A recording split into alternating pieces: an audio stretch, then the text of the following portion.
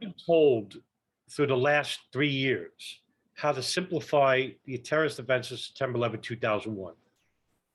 How could I simplify such an event in, say, a 10-minute window? And for those people who ask me that question, I tell them that it's impossible.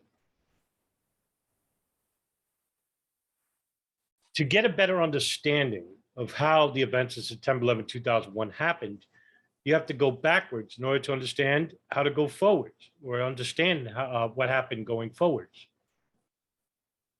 And where do we start? Well, I usually start 1979.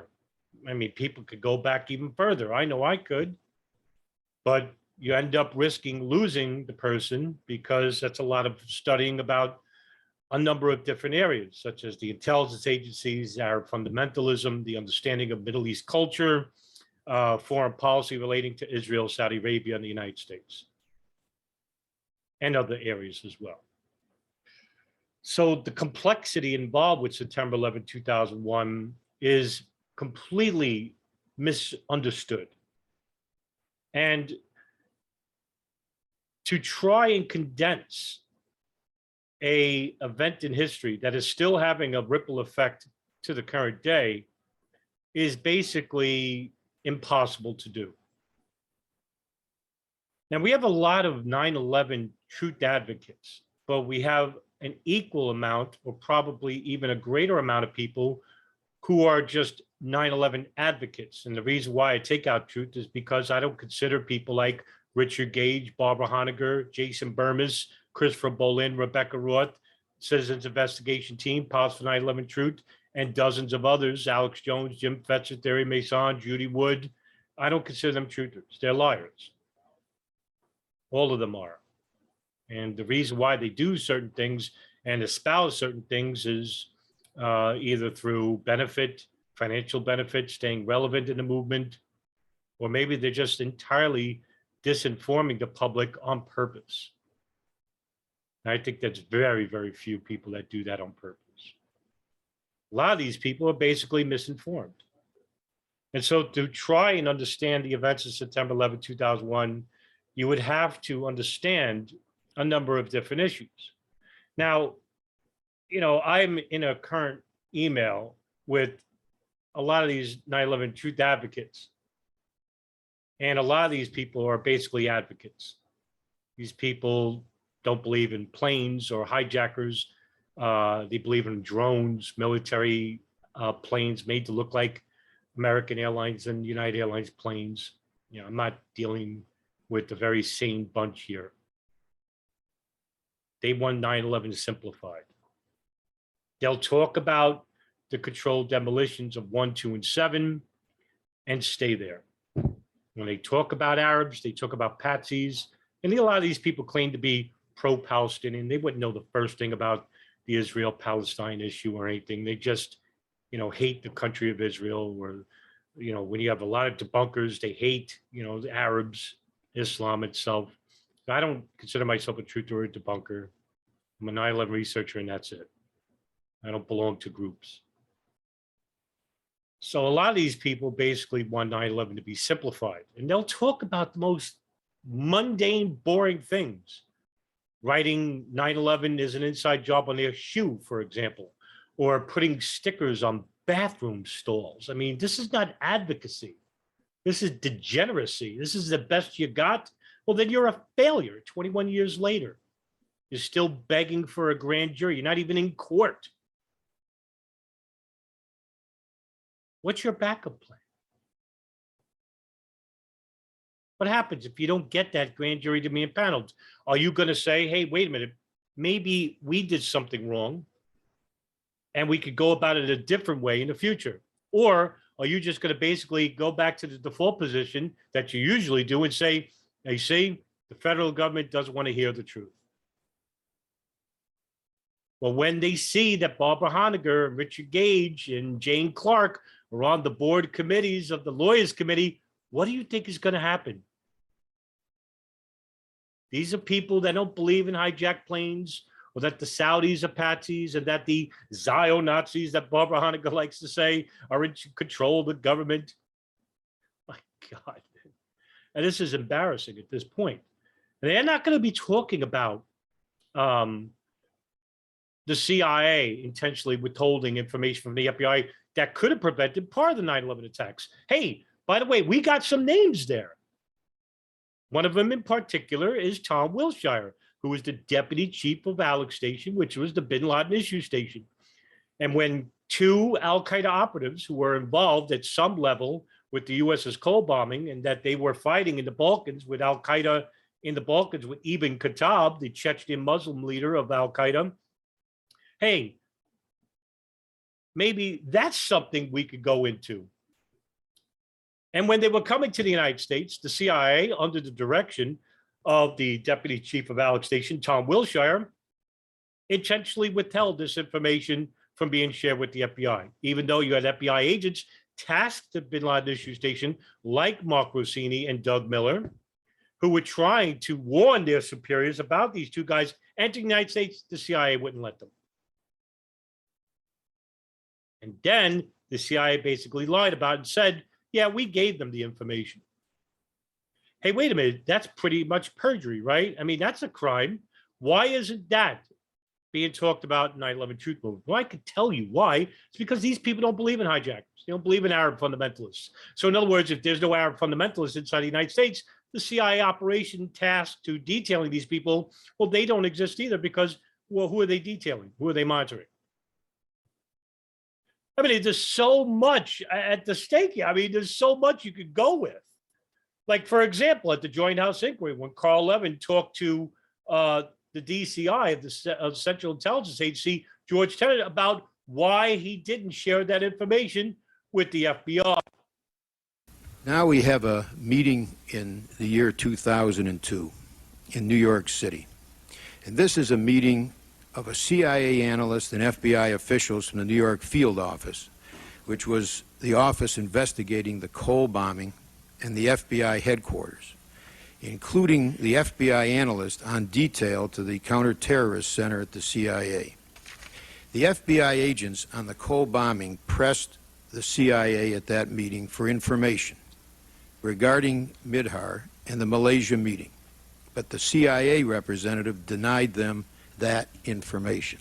It's a very specific finding in the staff report that there was a refusal to share that information relative to Midhar and Malaysia, and as to why the CIA was tracking Midhar at a June 2001 meeting on the specific request of an FBI agent in New York. My question is, do you know why that CIA agent refused to tell the CIA agent what the FBI, what the CIA, let me start over. Do you know why the CIA agent refused to tell the FBI agent what the CIA agent knew when the FBI agent specifically said, why are you tracking Midhar?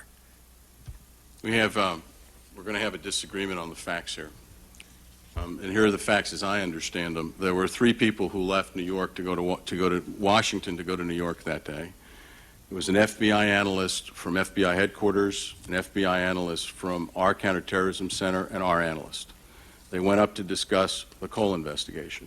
The FBI analyst from FBI headquarters brought the surveillance photos with her. And at the end of the conversation, and I've now talked to 2 of the people involved, Senator, the FBI analyst from FBI headquarters handed the surveillance photos to the New York field office personnel. There was some discussion about them.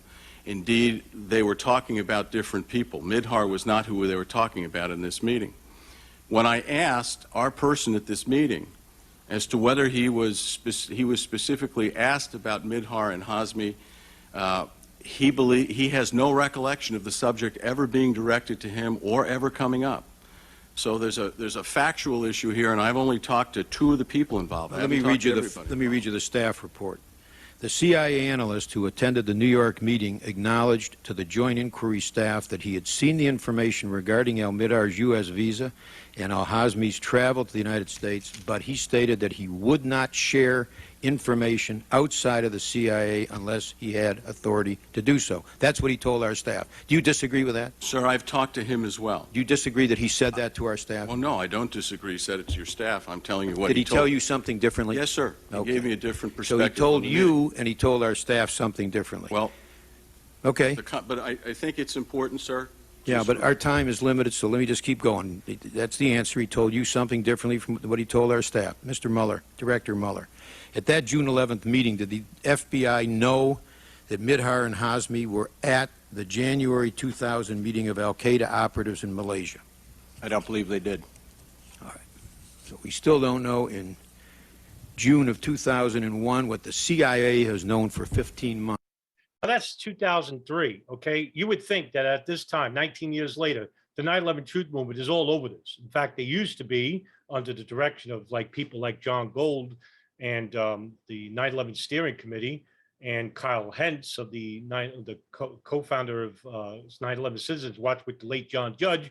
Yeah, they talked about this stuff, but then all of a sudden, in came Jason Bermas, Barbara Honecker, and all the other idiots who basically said, yeah, let's talk about the implosions of World Trade Center 1, 2, and 7, and let's talk about no planes being hijacked because the Arabs are patsies. Thank you very much, because now we don't even talk about this issue anymore. The CIA basically is absolved from any crimes of 9/11, including intentionally withholding information from the FBI, which probably could have prevented at least Flight 77 being hijacked because Khalid al-Mihdhar and Wafa Hadmi were involved with that hijacking.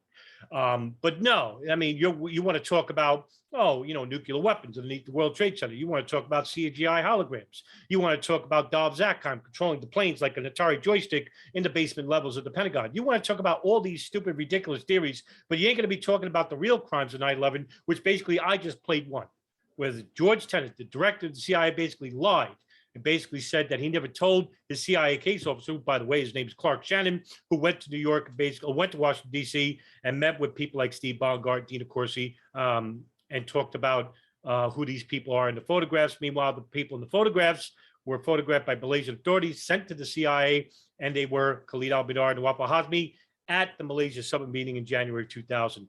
And the CIA knew this, and the FBI did not. Why didn't they tell the FBI that they were here in the United States? And why didn't they tell the FBI about who they were in this picture? Why? That's a great question. Mark Rossini would like for you to know why Doug Miller's cable was not sent to warn the FBI about potential al-Qaeda operatives inside the United States living openly, being funded by the Saudi government.